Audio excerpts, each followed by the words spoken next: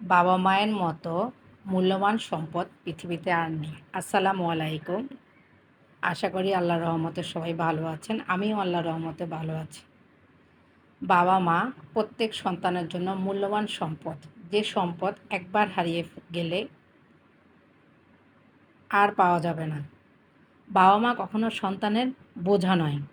বাবা মা হলো সন্তানের মূল্যবান সম্পদ।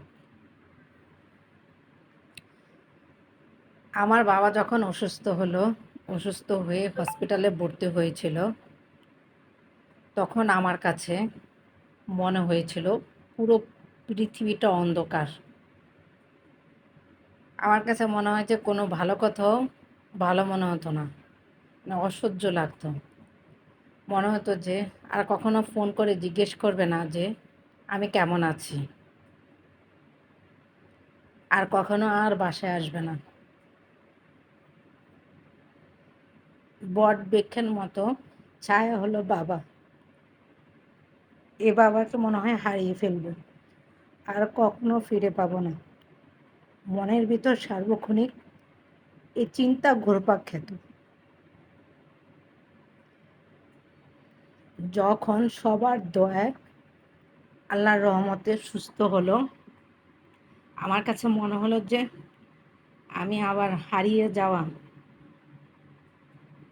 মূল্যবান সম্পদ মনে আবার ফিরে পেয়েছি।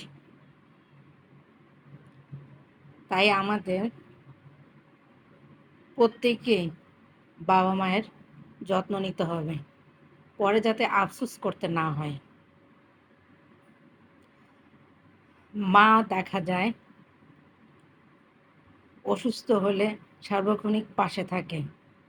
নিজে না খেয়েও মা সন্তানদের আগে খাওয়ায়। সবার আগে মা সন্তানদের খাওয়ায়, সন্তানদের খাওয়ার পরে তারপরে নিজে খায়। তাই পিতামাতাকে কখনো বোঝা মনে করতে নেই। পিতামাতা খোঁজখবর আমাদের প্রত্যেকের নেওয়া উচিত। দাঁত থাকতে আমাদের দাঁতের মর্যাদা দেওয়া উচিত। এই পিতামাতা আমাদের জন্য কত কিছুই না করেছে। নিজেদের সুখ বিসর্জন করে আমাদের বড় করেছে। ঝড় বৃষ্টির সময় আমাদেরকে স্কুলে নিয়ে গিয়েছে। আমরা যখন অসুস্থ হই তখন ঘুমাতো না, দিনের পর দিন আমাদের জন্য জেগে থাকতো। এখন নিজে মা হওয়ার পরে দেখা যায় যে সন্তানদের আগে খাওয়ায়, তারপর নিজে খাওয়া হয়। তাই আমাদের প্রত্যেকেরই নিজের মা ও বাবাকে